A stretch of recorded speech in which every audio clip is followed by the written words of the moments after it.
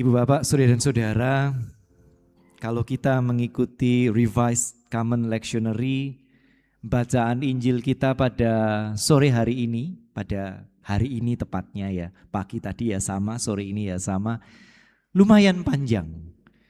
Dari Yohanes pasal 1 ayat 29 sampai ayat 42. Jadi panjang. Yohanes pasal 1 ayat 29 sampai 42.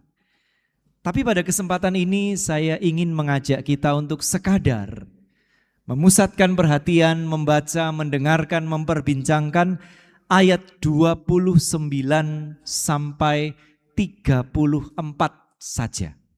Jadi silakan dibuka Yohanes pasal 1 ayat 29 sampai dengan 34. Sekali lagi, Yohanes pasal 1 ayat 29 sampai 34. Lembaga Alkitab Indonesia memberikan tajuk buat perikop kita, Yohanes menunjuk kepada Yesus.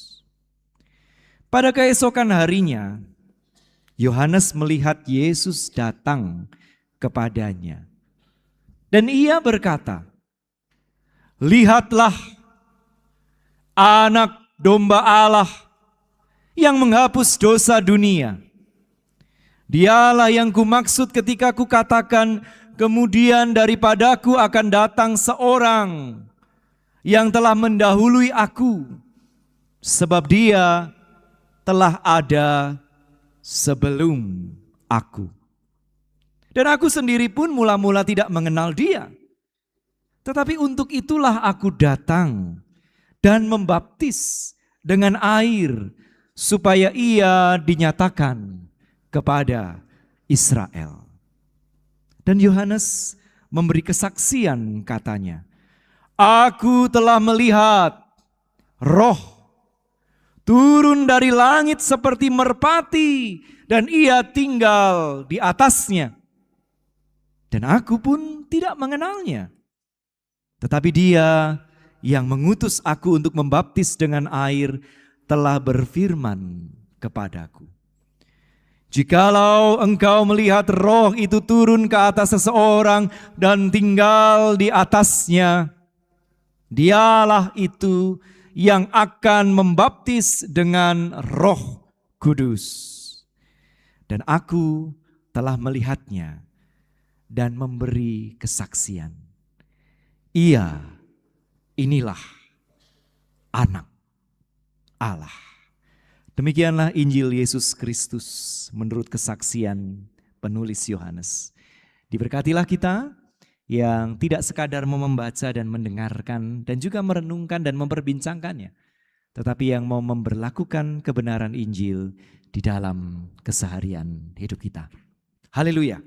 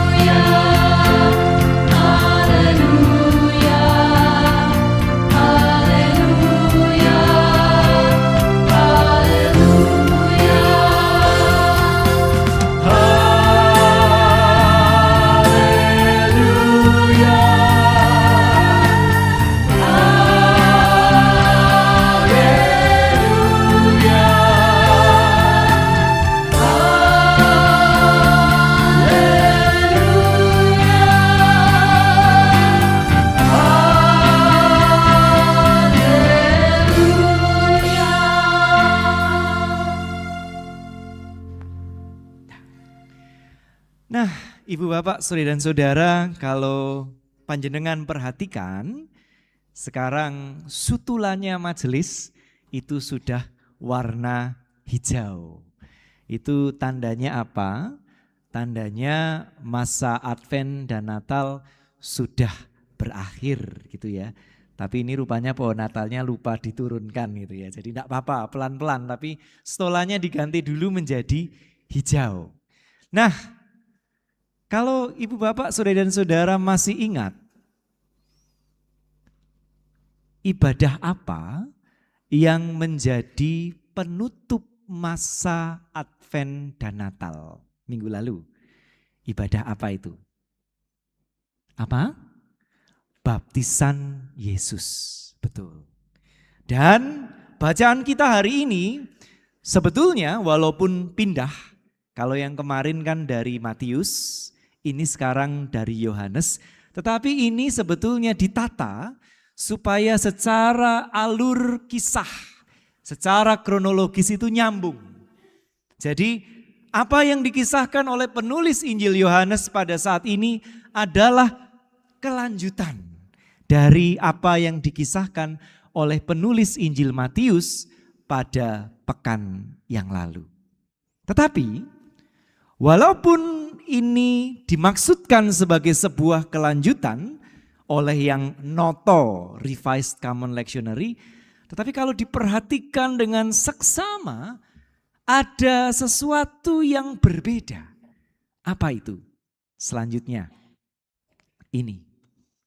Kalau kita masih ingat bacaan Injil kita pekan lalu, diceritakan sesudah dibaptis Yesus segera keluar dari air dan pada waktu itu juga langit terbuka dan ia, perhatikan, ia dalam arti Yesus melihat Roh Allah seperti burung merpati turun ke atasnya. Hal yang sama juga dipersaksikan oleh penulis Markus di dalam Markus 1 ayat 10. Jadi perhatikan, menurut Markus dan Matius, yang menyaksikan langit terbuka dan Roh Allah turun dalam bentuk burung merpati itu adalah Yesus. Tetapi di dalam bacaan kita tadi di ayat 32 ditulis, dan Yohanes memberi kesaksian katanya, aku, memang sama-sama aku. Tetapi aku di sini dimaksud adalah aku Yohanes telah melihat Roh turun dari langit seperti merpati dan ia tinggal di atasnya. Nah, pertanyaannya kok beda? Sebetulnya yang melihat ini Gusti Yesus atau Yohanes Pembaptis. Jadi memang ngomongin baptisan Yesus ini ngeri-ngeri sedap. Soal yang lalu kita sudah membuka bahwa Tuhan kok dibaptis gitu kan. Lah ini sama. Kalau kita yang hobinya nonton debat antar agama, ini juga dipertanyakan. Hehehe, orang Kristen, lihat, ada inkonsistensi, ada diskrepansi, ada perbedaan. Matius, Markus bilang yang melihat itu Yesus sendiri, tetapi Yohanes bilang yang melihat adalah Yohanes. Yang benar yang mana? Wong Injilnya aja tidak konsisten, kok dipercayai? Ayo, coba gimana kalau ada yang tanya seperti ini? Wahai ibu bapak, majelis dan jemaat GKJ Condong Catur dan simpatisan, kok bisa-bisanya sebuah peristiwa yang amat sangat super duper penting sekali, ini catatannya beda. Matius, Markus ngomong yang melihat itu Yesus, sementara Yohanes bilang yang melihat Yohanes Pembaptis. Sing bener sing ngendi? Dan kok bisa beda? Ayo, perlu diberi waktu berapa hari?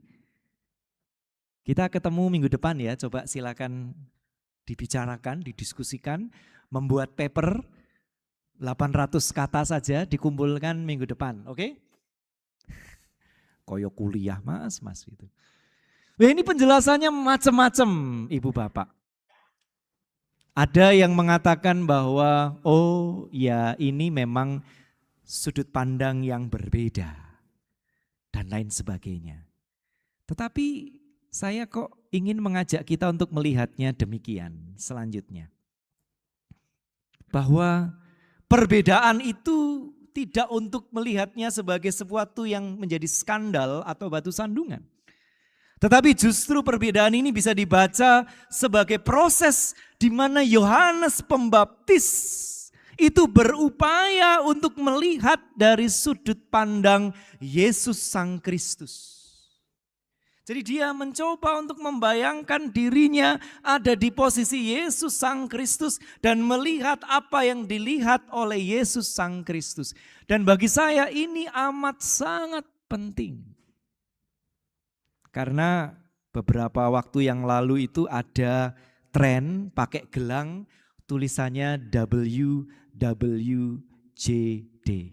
What would Jesus do? Apa kira-kira yang akan dilakukan Yesus? Tetapi menurut saya, Injil Yohanes berpesan, Injil Yohanes menekankan, karena nanti what would Jesus do itu ada di pasal 14. Segala, kalau orang percaya kepadaku, ia akan melakukan segala sesuatu yang aku lakukan dan lebih besar daripada itu. Betul, ini penekanan Injil Yohanes. Tetapi jauh sebelum itu, pertama-tama seseorang yang mengikut Kristus diajak untuk bertanya, how would Jesus see? Bagaimana Yesus akan melihat? Ini penting. Karena bagaimana kita akan melakukan apa yang dilakukan Yesus kalau kita tidak pertama-tama mencoba untuk menghayati kira-kira apa yang akan dilihat, kira-kira apa yang akan dipandang Yesus dari situasi, dari orang-orang di sekitar kita. Ini amat sangat penting. Karena seringkali kita kesusu untuk doing, belum seeing. Ini penting. Dan teman-teman dari tradisi Ignatian itu punya olah spiritual yang sangat baik. Selanjutnya, ini.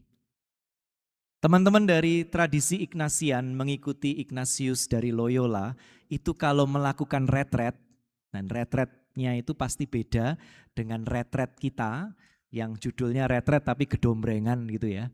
Atau judulnya retret tapi disuruh push up di Magelang gitu kan, itu retret yang berbeda begitu.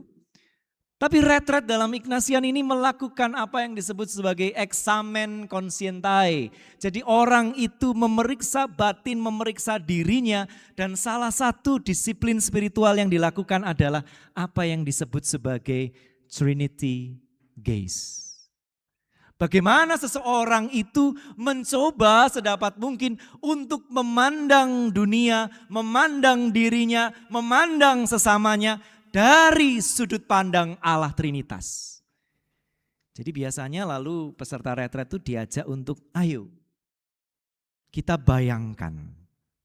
Seandainya Allah Trinitas itu melihat diri kita, masing-masing kita. Ayo bayangkan Risang, bagaimana seandainya Allah Trinitas melihatmu. Pasti Allah Trinitas itu akan melihatmu di dalam banyak ketidaksempurnaan, banyak kelemahan, bahkan kerusakan. Tapi kira-kira Allah Trinitas ini akan melihat dengan marah, dengan menghakimi, atau dengan belas kasih. Maka kita akan merasa bahwa Allah Trinitas melihat kita dengan belas kasih. Oh, ternyata Allah melihat semua kelemahan, keretakan, kekurangan, kerusakan Risang. Tetapi Allah Trinitas tidak putus asa, tidak putus kasih. Dalam belas kasihnya dia tetap memandang Risang dan menerima Risang. Tahap pertama. Dan ketika itu sudah dilakukan, the next step adalah mencoba membayangkan Allah Trinitas melihat sesama kita. Bahkan kalau perlu orang yang paling menjengkelkan, paling nganyeli, paling bikin gregetan. Coba bayangkan. Dan biasanya ketika seseorang sudah merasa dirinya penuh dengan kelemahan, keterbatasan, kerusakan, dan dirinya diterima apa adanya dalam belas kasih Allah Trinitas, dia akan juga bisa melihat sesamanya yang tentu juga tidak sempurna. Ada kelemahannya, ada kekurangannya, ada hal-hal yang menjengkelkan, ada hal-hal yang mengecewakan, bahkan mungkin menyakitkan. Tetapi coba kita memposisikan diri melihat dengan penuh belas kasih seperti Allah Trinitas sendiri melihat. Baru nanti kita melakukan sesuatu. Kita perlu mencoba ini tampaknya.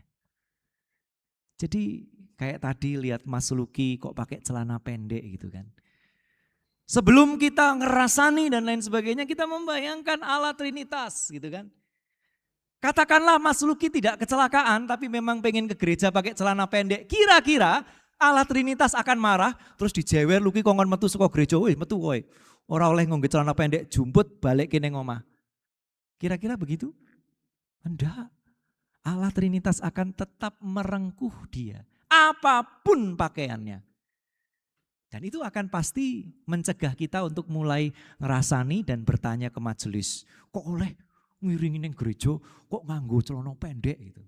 Nah ini karena belum melakukan eksamen konsintai. Belum mencoba untuk melihat dari sudut pandang Allah.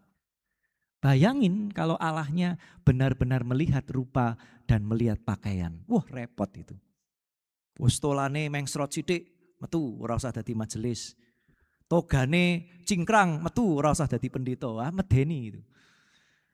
Tetapi Allah Trinitas melihat dengan penuh belas kasih perbedaan, keberagaman, hal yang tidak sempurna, hal yang tidak sesuai dengan standar etiket dan lain sebagainya. Dan itu diterima, direngkuh.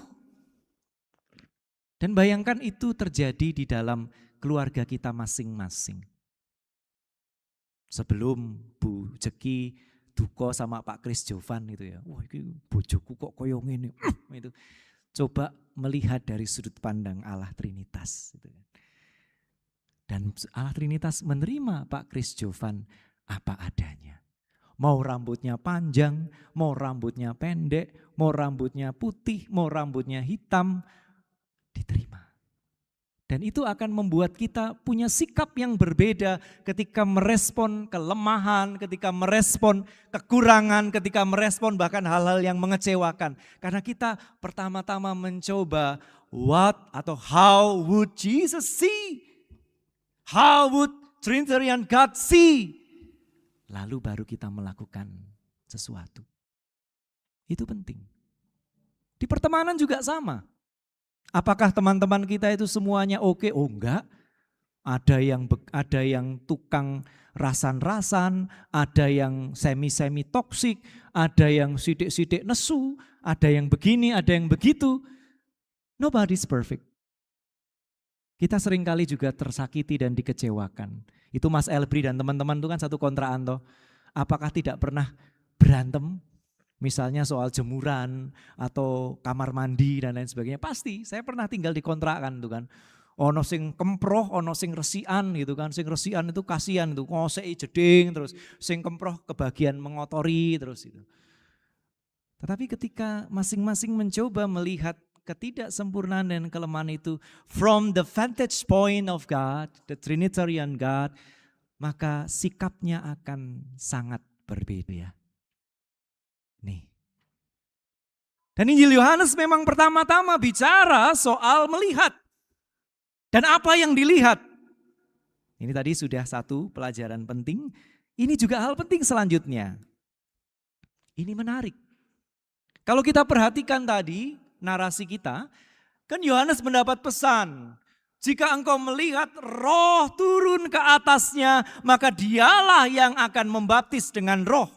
Tetapi Yohanes Pembaptis tidak pernah diberitahu di dalam narasi ini, roh itu turun bentuknya seperti apa.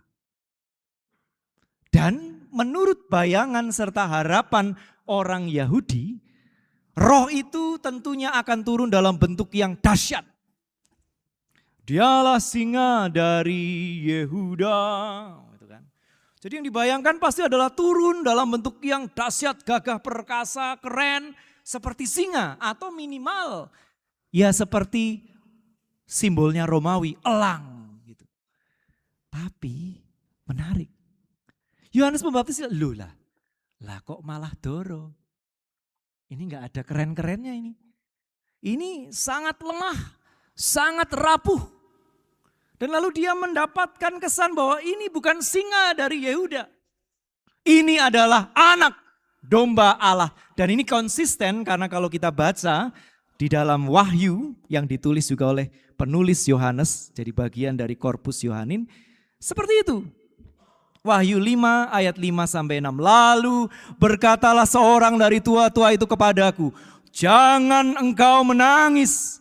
Sesungguhnya singa dari suku Yehuda, yaitu Tunas Daud telah menang. Dia mendengar dan ekspektasinya adalah, oh ada singa dari suku Yehuda yang karang, yang gagah gitu. Lalu dia melihat, lah coba perhatikan. Maka aku melihat di tengah-tengah tahta dan keempat makhluk itu dan di tengah-tengah tua-tua itu berdiri. Loh, lah kok bukan singa? Bukan singa yang menang, bukan singa yang dahsyat, tetapi anak domba seperti yang telah disembelih. Dan ini membawa pesan yang sangat kuat. Karena ini menunjukkan dengan sangat jelas, sangat tegas di mana Allah berdiri, di mana Allah berpihak. Allah tidak berdiri dan tidak hadir seperti burung elang yang perkasa, seperti singa dari Yehuda yang dahsyat. Tetapi Allah berdiri, Allah hadir, Allah berpihak kepada burung merpati yang kerap menjadi mangsa elang. Menjadi anak domba yang kerap juga menjadi mangsa singa. Tetapi sayang karena orang Kristen itu seringkali pengen jadi elang. Bagai raja wali melintasi gunung tinggi kuat. Padahal Yesus hadir, Roh Kudus hadir sebagai burung merpati. Yang kalau diterjang badai ya mobat mabit begitu ya. Tapi kita sok kuat. Raja wali yuk. Aslinya mobat mabit, gitu kan? Tapi ben ketok kuat, tuh pendito kok mobat mabit gitu kan? Kudu bagai raja wali gitu kan? Sehingga yang dipersaksikan yang kuat-kuat. Padahal aslinya kita dipanggil untuk ya menjadi merpati yang mobat mabit kalau ditiup angin. Oh, dialah singa dari Yehuda. Mulane kabeh sing melayani nang gereja dadi kaya singa, salah sithik, salah sithik, salah sithik, gitu. Karena semuanya pengen jadi singa dari Yehuda. Padahal Yohanes Pembaptis mengatakan, Ece Agnus Dei, lihatlah anak domba Allah. Oh, Yesusnya datang sebagai anak domba. Dan ini juga membentuk cara pandang kita. Selanjutnya Ibu Bapak. Selanjutnya Mas, ini dia. Ketika kita melihat merpati dan anak domba, itu pesan yang sangat kuat. Bahwa kita dipanggil untuk melihat dari sudut pandang yang miskin, yang lemah, dan yang menjadi korban. Karena merpati itu lemah, merpati itu menjadi korban. Anak domba itu lemah, anak domba itu menjadi korban. Dan juga Papa, kita diajak untuk melihat dari sudut pandang, bukan sudut pandang Raja Wali, bukan sudut pandang singa, tapi sudut pandang merpati dan sudut pandang anak domba. Makanya saya sepakat sekali ketika mendiang Paus Fransiskus menulis demikian. Christians need to look into the eye of the poor. Setiap orang Kristen itu perlu melihat ke dalam mata orang-orang miskin and, nah ini penting, learn to see the world through their eyes. Dan belajar untuk melihat dunia ini dari sudut pandang dari mata mereka. Because seeing the world through their eyes, we look at reality in a different way from what in our mentality. Karena begitu kita melihat dunia ini dari sudut pandang orang miskin, kita akan melihatnya secara sangat berbeda dan yang lebih penting, it is the perspective of Jesus. So the perspective of Jesus is not the victor, is not the rich, but the victim and the poor. Itu yang harus kita latih. Kita akan ada 4 S. Sahabat, solider, sederhana, S satu lagi apa? Setara. Sehingga dewe lali dewe. Begitulah saya. Bagaimana kita bisa sederhana? Solusinya juga sederhana. Mari kita melihat dari sudut pandang orang miskin. Ini nih, ada duit nih. Habis mimpin khotbah Natal ping sui tak jaran ini. Gitu kan. Wah, ini tabletnya, masa sih pendeta kok tabletnya Redmi gitu kan. Gimana kalau ini kita ganti iPad ya? Ada nih duitnya untuk beli iPad. Tapi ketika saya melihat dari sudut pandang orang miskin, saya akan melihat bahwa saya masih bisa pakai ini. Dan uang yang saya belikan untuk iPad atau apapun gadget yang baru itu akan sangat bermanfaat untuk mereka yang paling miskin. Itu cara pandangnya. Tapi itu tidak akan terjadi ketika, wah iPad apa sih ini? Ini kecil kalau dibandingkan dengan yang dipakai sama konglomerat itu ya. Tapi itu kita senantiasa membiasakan diri dan media sosial membiasakan diri kita untuk lihat dari sudut pandang yang kaya, yang menang. Padahal merpati dan anak domba itu membawa pesan bahwa melihat dari sudut pandang Allah berarti melihat dari sudut pandang yang miskin. Kalau kita bisa melakukan itu, saya yakin kita semua akan bisa menahan diri dan hidup jauh lebih sederhana. Saya yakin. Ganti sudut pandang itu. Dan bukan hanya itu. Nah, ini yang di pojok kiri itu tahu? Sudah ada yang membaca Broken Strings? Tahu ceritanya itu? Aurelie Moormans, how to pronounce her name, ada yang tahu? Harusnya bacanya gimana sih? Aurelie Moormans itu ya, betul ya. Dia orang Belgia sih ya, jadi saya nggak tahu bagaimana membaca nama Belgia. Seharusnya orang kan bersimpati bahkan berempati berpihak ke Aurelie yang menjadi korban child grooming, menjadi korban kekerasan seksual.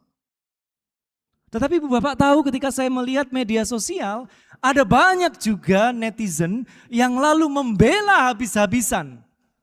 Loh kan mereka itu sebetulnya sudah menikah dan lain sebagainya dan lain sebagainya. Dan dia sudah begini begitu. Kenapa? Kan bukannya seharusnya kita berpihak pada korbannya. Tetapi kenapa masih ada banyak pembelaan pada mereka yang melakukan child grooming? Kenapa? Tetapi kalau kita lihat ini tidak hanya terjadi pada Aurelie Moormans. Kalau kita melihat kekerasan seksual terjadi di kampus, itu juga sama. Sebagian akan terus berpihak kepada pelakunya. Ayo dong lihat dari dua belah pihak dong. Pasti ada apa-apanya. Iya sih korbannya genit sih jadi ya maklum aja gitu. Kasihan pelakunya nanti kalau diekspos dan lain sebagainya. Maka banyak korban kekerasan seksual di lingkungan pendidikan lalu tidak mendapatkan keadilan. Apakah gereja berbeda? Menurut saya tidak juga. Kita seringkali lebih mudah untuk bersimpati, bahkan berempati pada pelaku. Padahal pelaku itu senantiasa menggunakan taktik yang disebut darvo, deny. Dia akan menyangkal, itu tidak terjadi. Dan karena dia punya pengaruh, dia akan attack, menyerang korban. Lalu dia akan reverse, membalik. Sayalah korbannya dan dia yang memfitnah saya. Reverse victim and offender. Bagaimana cara kita untuk bisa mengatasi dan merespons ini dengan lebih baik? Bagi saya kita harus melihat merpati, harus melihat anak domba.